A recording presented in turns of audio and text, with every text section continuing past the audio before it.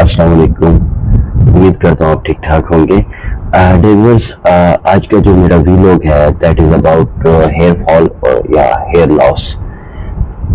दो कंडीशंस हैं। Number one, hair fall में और hair loss lot of difference है दोनों में। हम लोग कहते हैं कि अक्सर मेरे पेशेंट, अक्सर मेरे व्यूअर्स मुझे कहते हैं कि डॉक्टर साहब जो हेयर फॉलिंग है या हेयर लॉस है, हेयर फॉलिंग जो है ना वो डिफरेंट है, बालों का गिरना, बालों का कम होना,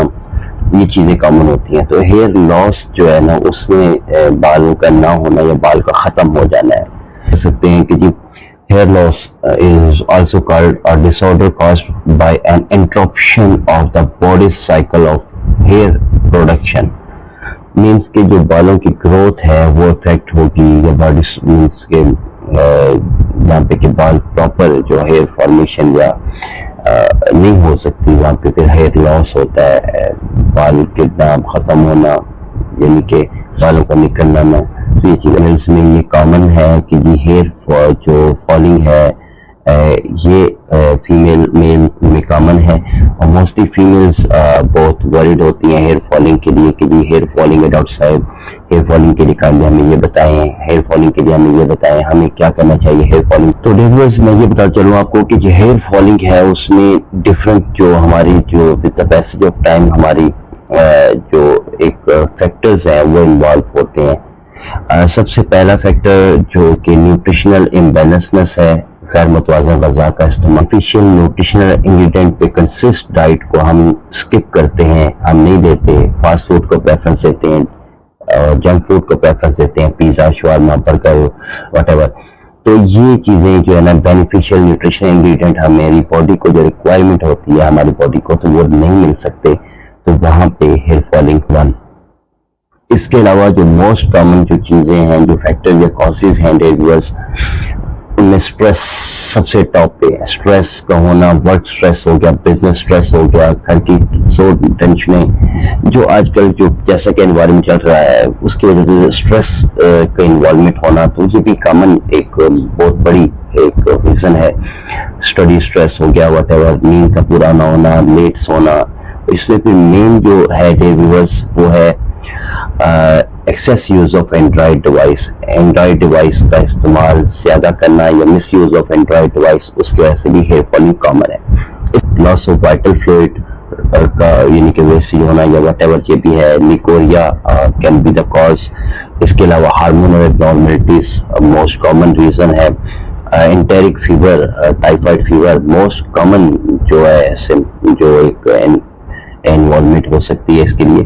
तो इसमें व्यूअर्स जो हमारी जो मोस्टली जो मैं इस पे बार बार जो जिक्र करता हूँ अपने व्यूअर्स को भी और बार बार अपने पेशेंट्स को भी, वो कॉमन फैक्टर्स में थायराइड जो डिजीज है, हाइपरथायरॉयडिज्म या हाइपोथायरॉयडिज्म, थायराइड की एब्नॉर्मलिटी, एंडोक्राइन सिस्टम डिसऑर्डर होना, तो हाई थायराइड का प्रॉब्लम होना, ये भी कॉमन है।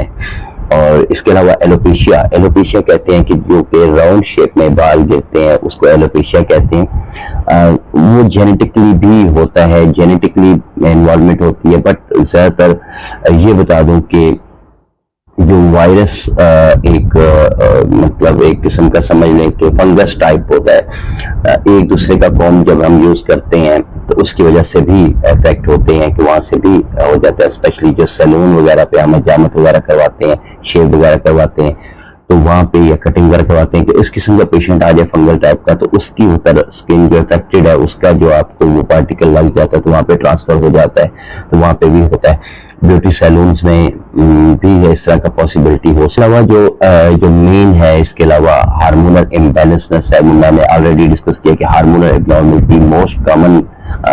कॉज है हेयर फॉलिंग की। उसमें जो प्री मेंस्ट्रुअल सिंड्रोम फीमेल में ले लें, पोस्ट मेंस्ट्रुअल सिंड्रोम ले लें, तो इसके अलावा जो भी इसमें प्रॉब्लम आते हैं कि जी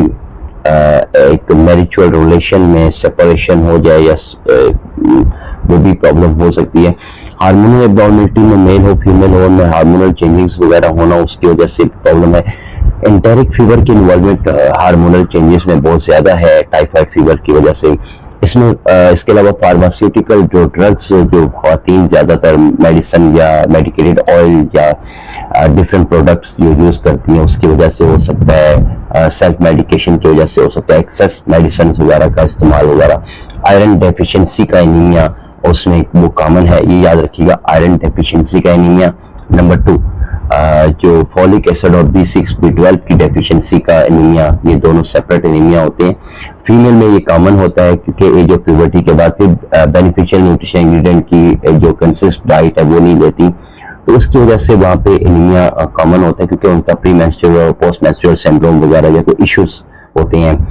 एमिनोरिया वगैरह या डिस्मेनोरिया वगैरह, तो वहाँ पे फिर उसके अकॉर्डिंगली हम उसको कैटेगराइज करते हैं, मतलब उसको फिर डिवाइड करते हैं किस कैटेगरी में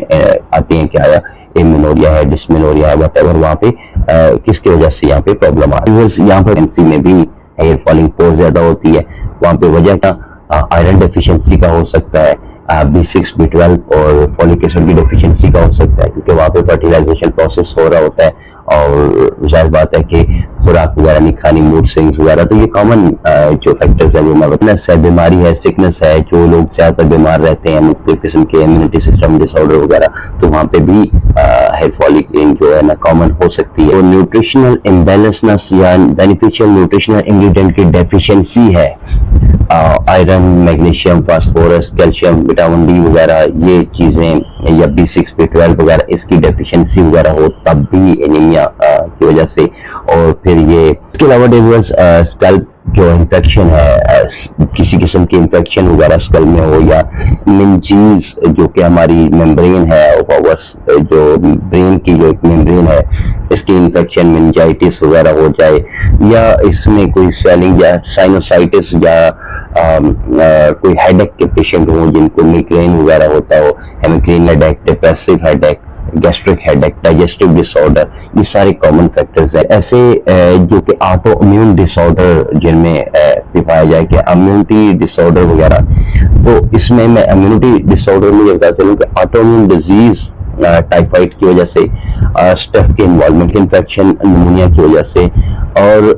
renal disorder, CKD, chronic kidney disease वगैरह हो गया, किसी किस्म की कोई इन्फेक्शन वगैरह हो जाए, तो ये भी कॉमन है मोस्ट, इसको हमें इग्नोर नहीं करना चाहिए। पेशेंट में 56 डेज के अंदर अंदर उनको एलोपेशिया के सिम्टम्स उनमें मिली हैं और मिलती हैं, तो ये कोविड डिसऑर्डर हो में भी इन्वॉल्व होता है कि इम्यूनिटी डिसऑर्डर में आप कोविड को जब फेस करते हैं तो वहाँ पे विद इन 56 डेज आपके हेयर फॉलिंग वगैरह। कैंसर के जो पेशेंट हैं जिनको कि कैंसर हो, ब्रेन ट्यूमर हो, कहीं पे प्रॉब्लम हो, तो वहाँ पे जाहिर बात है मेडिसिन वगैरह, फार्मास्यूटिकल ड्रग्स वगैरह इस ज़्यादा यूज होती हैं, एंटीबायोटिक्स, उनकी थेरापीज वगैरह जो ट्रीटमेंट है वट एवर, तो वहाँ पे भी ये कॉमन होता है कि वहाँ पे हेयर फॉलिंग ज़्यादा होगी। इसके अलावा डिवर्स जो इसके अलावा जो सर्टेन किस्म की मेडिसिन वगैरह हम सेल्फ मेडिकेशन करते हैं, एक्सेस यूज करते हैं, मेडिकेटेड ऑयल वगैरह, शैम्पूस चेंज करते हैं, बास का जितनी महंगाई होगी फिर वहाँ पे जो डुप्लीकेट जो आ जाती हैं, 2 नंबर मतलब जो कॉस्मेटिक प्रोडक्ट्स हैं उसकी वजह से भी हो सकता है। डाइट जो ऐसी खवातीन जो कि ड्यू टू ओबेसिटी, मोटापे की वजह से वेट लॉस करती हैं या वेट लॉस करना चाहती हैं, वेट लॉस करती हैं, वो डाइट अपनी स्किप कर देती हैं, खाना पीना छोड़ देती हैं, तो हेल्थ का या वेट कॉन्शियस होती हैं जहाँ पे, तो वहाँ पे फिर एनीमिया जो होता है ड्यू टू आयरन डेफिशिएंसी समझ लें या ड्यू टू फॉलिक एसिड या B6 B12 की डेफिशिएंसी की वजह समझ लें, तो वहाँ पे कॉमन आएगा। इसके अलावा डिवर्स जो कि मोस्ट इम्पोर्टेंट जिसको मैं बार बार कहता हूँ, सेक्सुअली ट्रांसमिटेड इन्फेक्शन जो है वो मोस्ट कॉमन रीजन है हेयर फॉलिंग की। जो मैरिड फीमेल है उनमें ज्यादातर पाया जाता है ये कि उसकी वजह सेक्सुअली ट्रांसमिटेड इन्फेक्शन की वजह से वहाँ पे हेयर फॉलिंग बहुत ज्यादा हो। और इसमें सबसे बार बार मैं अपने व्यूअर्स को, अपने पेशेंट को बार बार यही कहता हूँ, जब आप मैरिड हैं, म्यूचुअल रिलेशनशिप में हैं, तो वहाँ पे जब आपको इस किस्म की एक तो कोई प्रॉब्लम होता है, UTI वगैरह, यूरिनरी ट्रैक्ट इन्फेक्शन वगैरह, तो काइंडली एक तो पानी ज्यादा पिए, दूसरा आप कोशिश यहाँ पे ये करें कि अपना यूरिन RE के लिए भेजें और ये टेस्ट करवाएं उसको पॉपुलरिटी बेसिस पे। अगर आपको इन्फेक्शन आए, वहाँ पे पस सेल्स आए या एल्ब्यूमिन आए या RBCs आए, तो आप म्यूचुअल रिलेशनशिप को कंटिन्यू नहीं रखेंगे। मतलब आप फिजिकल होना वहाँ पे थोड़ा सा इंटरकोर्स की तरफ ना जाएं, क्योंकि वहाँ पे infection person to person spread होती है, और अगर फीमेल पार्टनर को या मेल पार्टनर को वहाँ पे इन्फेक्शन है तो वहाँ पे ये स्प्रेड हो सकती है। इन शेप ऑफ गोनोरिया जिसे आतिशिक बोलते हैं, सिवियर एक यूटीआई में कन्वर्ट हो सकती है, वहाँ से फिर गोनोरिया में कन्वर्ट होगी, जो कि बाद में एक्वायर्ड इम्यून डेफिशिएंसी सिंड्रोम की तरफ जाता है, जिसे हम ह्यूमन इम्यूनोवायरस भी कहते हैं। फिर इसके अलावा डेयरबर्ड्स दूसरा जो है सर्जरी की वजह से, कोई सर्जरी वगैरह हो वहाँ पे भी उसकी वजह से जो हेयर फॉलिंग होती है, वेट लॉस, जिनका कम वेट हो वहाँ पे, क्योंकि न्यूट्रिशनल जो बेनिफिशियल इंग्रेडिएंट जो है उसकी डेफिशिएंसी भी, क्योंकि जाहिर बात है वेट लॉस है तो कम वजन हो रहा है, तो वहाँ पे ज्यादा वेट लॉस हो रहा है, तो वहाँ पे भी वजह से वहाँ पे भी हेयर फॉल कॉमन होगा। तो व्यूअर्स ऐसे जो लोग हैं जिनको कैंसर की वजह से केमोथेरेपी होती है, तो वहाँ पे भी हेयर फॉलिंग बहुत ज्यादा होती है, और हेयर फॉलिंग ये कॉमन उसकी वजह से, मीन्स केमोथेरेपी की वजह से हेयर फॉलिंग बहुत ज्यादा होती है। और अक्सर औकात होता है कि फीमेल जिनको ब्रेस्ट कैंसर हो या कोई ऐसा ट्रीटमेंट वगैरह उनका हो रहा होता है लिम्फेटिक नोडुलर सिस्टम का, या वहाँ पे केमो चल रही है, तो जाहिर बात है वहाँ पे जब फॉलिंग सीवियर हो जाती है, और एक वक्त आता है कि उनके बाल उतर के खत्म होकर दोबारा फिर निकलते हैं, लेकिन प्रॉपर नहीं निकलते, हेयर फॉलिंग रहती है, क्योंकि वहाँ पे फिर बेनिफिशियल न्यूट्रिशन इंग्रेडिएंट की डेफिशिएंसी, ब्लड की जो भी एनीमिया समझ लें, आयरन डेफिशिएंसी का समझ लें, फॉलिक एसिड B6 B12 की डेफिशिएंसी है, कंबाइन एक किस्म का इसमें। वो जेनेटिक जो हेयर डिसऑर्डर है उसमें भी, जो कि विरासत में होता है, मोरोसी जिसे बोलते हैं, वहाँ पे जैसे कि मैंने एलोपेशिया बोला, उसमें भी ये कॉमन है कि हेयर फॉलिंग होती है। दोनों के डेयरबर्ड्स हेयर जो डैमेज जो होते हैं उसकी वजह से भी हेयर फॉलिंग होती है, कि डैमेज हेयर की वजह से बाल कमजोर होना, बेनिफिशियल न्यूट्रिशन इंग्रेडिएंट की डेफिशिएंसी की वजह से, वीकनेस की वजह से, एनीमिया की वजह से, खून की कमी की वजह से, या वहाँ पे नींद का ना आना, स्ट्रेस, डिप्रेशन, मूड स्विंग होना, हाइपरटेंसिव बिहेवियर और डाइजेस्टिव डिसऑर्डर मोस्ट कॉमन है। इसके अलावा टाइफाइड के इन्वॉल्वमेंट वो भी मोस्ट कॉमन है। हाई फीवर टाइफाइड की वजह से हो, या मलेरिया हो, या कोई भी इन्फेक्शियस फीवर हो, तो वहाँ पे भी कॉमन हो सकता है। और जो के लो लेवल ऑफ प्रोटीन और आयरन, जो कि प्रोटीन और आयरन का जो लेवल है वो वीक हो, डाउन हो, डिक्रीज हो, तो वहाँ पे भी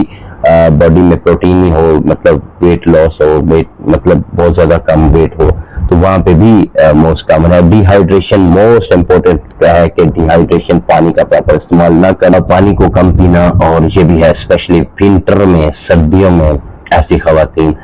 जो कि ओवरवेट हो या जो लेजी होती है, एक्टिव नहीं होती, बार बार क्या उठना, पानी पीना, पानी पी, प्यास लगती है, पानी नहीं पीते क्योंकि उनको बार बार यूरिन करना पड़ता है, तो इसलिए भी वहाँ पे होता है। दूसरा due to lack the knowledge of sex education, जो कि हमें नहीं मिलती, अब बच्चों का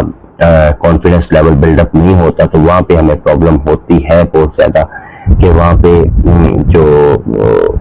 बता नहीं सकते हैं, लिकोरिया हो जाए या मतलब premenstrual syndrome, age of puberty में जब बच्चे जाती है तो वहाँ पे प्रॉब्लम हो जाए, एमिनोरिया हो गया, डिस्मेनोरिया भी काफी उनको कॉम्प्लिकेटेड फेस करते हैं, वहाँ पे भी इसकी वजह से हेयर फॉलिंग बहुत ज्यादा होती है, और स्पेशली एग्जाम्स के दिनों में। और ये याद रखिए डेयरबर्ड्स, इसका जो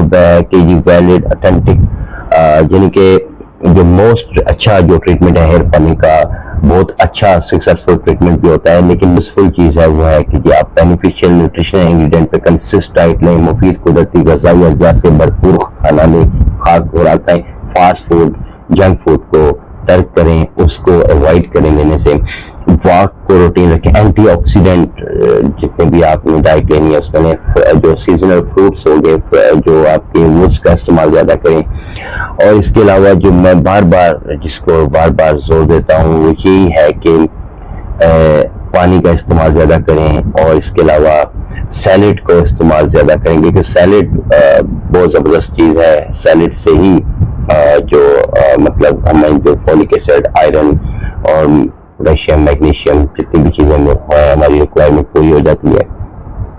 इसके अलावा डीप कीन थिंकिंग, कीन ऑब्जर्विंग, माइंड का यूज करना, स्ट्रेस, डिप्रेशन, माइग्रेन, ये चीजें सब कॉमन है, बट इसकी वजह है एक तो digestive disorder can be due to overweight, growling and bloating, abdomen, उबरा और लटका हुआ पेट, lack of walk, mood swing, मतलब और आपके ऑफिस वर्क वगैरह होना, दूसरा ये कि आप excess use of Android device या misuse of Android device, ये सब चीज़ें कॉमन फैक्टर्स हैं। अब न्यूट्रिशनल इम्बैलेंसनेस को देखते हैं, और दूसरा कॉमन फैक्टर है एनवायरमेंटल डिसऑर्डर। दोनों जब हमारे सामने आते हैं, उसके बावजूद भी अगर हम इसको इग्नोर करते हैं तो हम खुद बीमारी को कहते हैं कि आ बैल मुझे मार। लिहाजा हमें कोशिश ये करनी चाहिए कि बेनिफिशियल न्यूट्रिशन इंग्रेडिएंट पे कंसिस्ट, डिहाइड्रेशन से बचें, पानी का इस्तेमाल ज़्यादा करें, और मैरिड खवातीन जो भी जब लाजमी जब भी उनको यूटीआई वगैरह का कंप्लेंट हो, या जो मेल हैं मैरिड जिनको जब कंप्लेंट हो, सबसे पहले अपना यूरिनरी करवाएं, यूरिन एनालिसिस करवाएं। उसमें जब उनको पस सेल्स या एब्डोमेन या आरबीसी स्ट्रेसेस आ जाएं तो वो जो इंटरकोर्स है उसको अवॉइड करें, क्योंकि वहां से फिर पर्सन टू पर्सन बोलते हैं कि जी सेक्सुअल ट्रांसमिटेड इन्फेक्शन होने का खतरा होता है। तो वहां पे भी उसकी वजह से भी कि इम्यूनिटी वीक होती है, वहाँ पे सारी इम्यूनिटी सिस्टम वहाँ पे आपको चला जाता है वर्किंग के लिए, तो यहाँ पे भी आपका प्रॉब्लम हो सकती है। आयरन और जो हमारा जो प्रोटीन है उसकी डेफिशिएंसी की वजह से मोस्ट कॉमन है। और देखिए हर बीमारी का इलाज है, मैं बार बार कहता था कि मेरा वे ऑफ ट्रीटमेंट है ऑन द बेस ऑफ क्या है डिजीज। तो जब पेशेंट आता है तो उसकी बीएमआई बॉडी मास इंडेक्स उसके अकॉर्डिंगली मैं उसको ट्रीट करता हूँ, अल्हम्दुलिल्लाह रिकवरी होती है। पैथोलॉजिकल इन्वेस्टिगेशन होती है, उसके साथ रिकवरी होती है। बट पेशेंट की BMI body mass index, age, height, weight, तो जिसके साथ हम जब उसको क्रॉस में स्टडी करते हैं, हाइपरथायरॉयडिज्म में पेशेंट जा सकता है, हाइपोथायरॉयडिज्म का भी हो सकता है, क्योंकि एंडोक्राइन इन्वॉल्व हो सकता है वहाँ पे, क्योंकि एंटाइक फीवर हो सकता है, निमोनिया, स्टेफ भी हो सकता है। तो हमने हर तरह से उसको ट्रीट करना होता है। लिहाजा ये कॉमन फैक्टर्स हैं। तो देयर होप कि आपने एंजॉय किया होगा और आपको काफी कॉन्सेप्ट क्लियर हो गया होगा। इसके अलावा अगर आपको कोई भी किसी किस्म की कोई प्रॉब्लम हो, आप डिस्कस करना चाहें, तो जो मेरे चैनल की डिस्क्रिप्शन में मेरा डिस्क्रिप्शन में भी और मेरे वीलॉग जो फर्स्ट है इंट्रोडक्शन वीलॉग, उसमें मेरा कॉन्टेक्ट नंबर है, उसमें आप मुझे अप्रोच कर सकते हैं। इसी के साथ अपने मेजबान डॉक्टर असलम रफीक को इजाजत दीजिएगा। अल्लाह हाफिज, अल्लाह ने